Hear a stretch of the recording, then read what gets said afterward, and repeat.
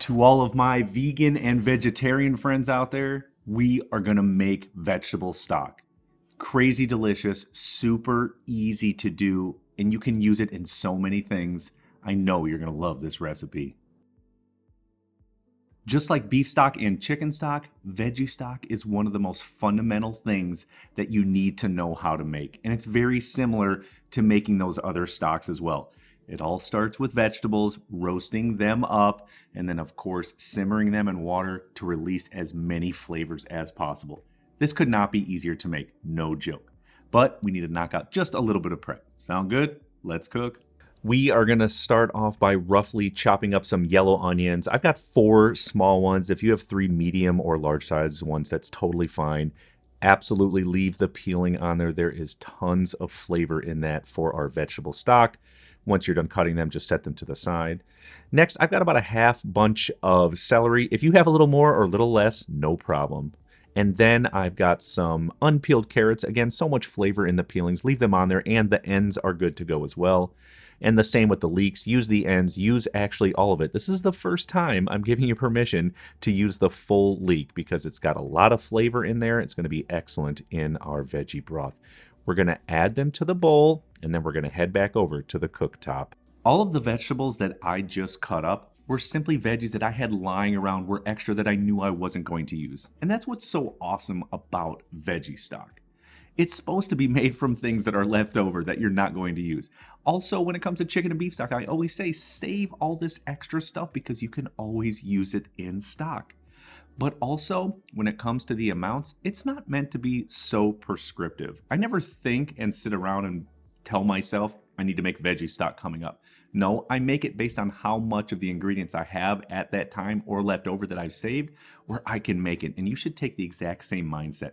1, it's way more cost effective that way. And 2, you can combine so many different vegetables in there. It will be so delicious.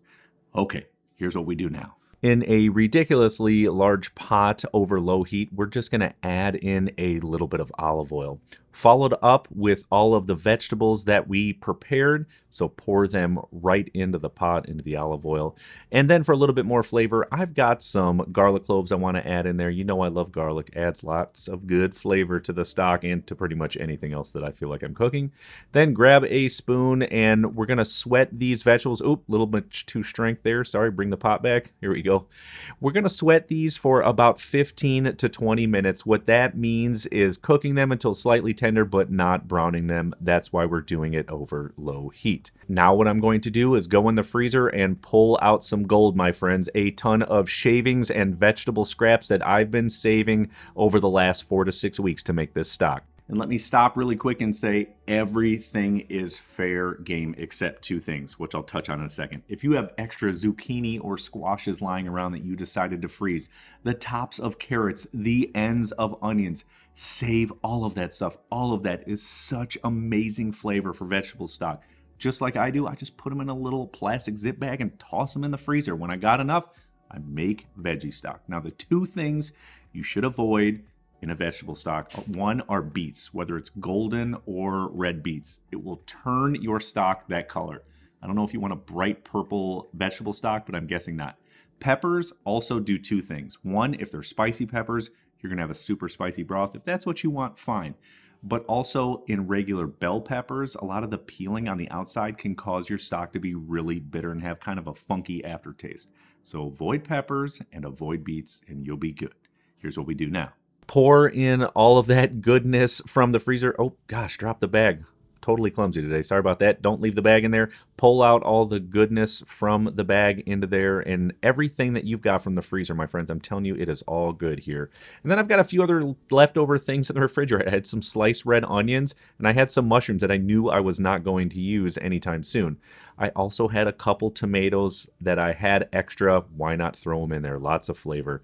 And then, just like in a traditional stock, I add in some parsley, some thyme, a few bay leaves, and then last but not least, of course, a few black peppercorns. Just going to help, again, in the flavor department. Now what I want to do is add in a bunch of cold water. This pot is huge, so I'm about at 2.5 gallons. You need to be about 2 inches or so over the vegetables. And then what I'm going to do is turn the heat to high because we want to bring it to an active simmer, almost like a low boil.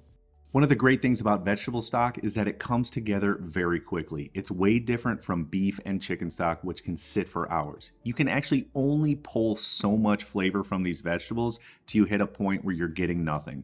And that time is about 90 to 120 minutes, or an hour and a half to 2 hours long. After that time, you're not going to get much flavor. Just as a rule of thumb, use that and you'll be good. Now, once your veggie stock is to that low boil or active simmer, what we want to do is turn the heat down to low and then just simply simmer it for 90 to 120 minutes.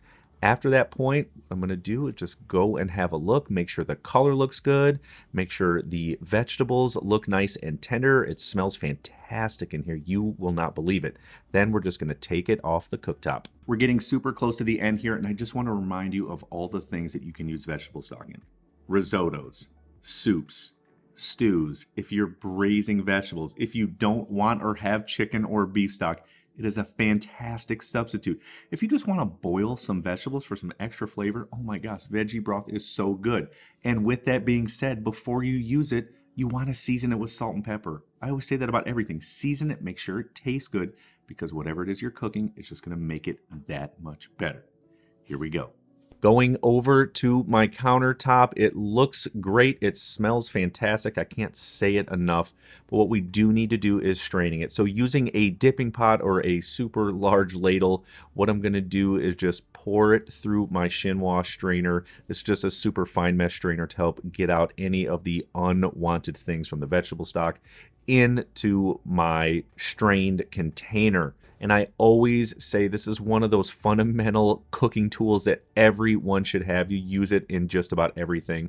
And be sure to mash all of that goodness into your chinois. Get all of that liquid out. It's gold, my friends. And then we're simply going to use it up or store it. And I say it every single week. Once you start understanding these fundamental basic cooking techniques and putting them into practice, your cooking will be so much better. Save all of those shavings. I can't say it enough. All those vegetable shavings.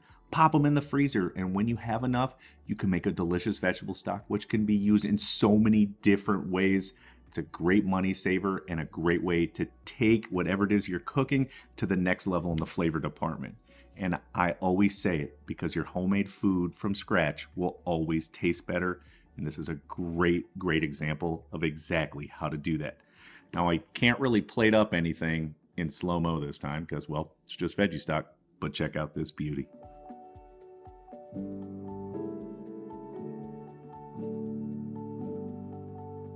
So much flavor in vegetable stock. Do not neglect making this, and save until you got enough. I cannot say it enough.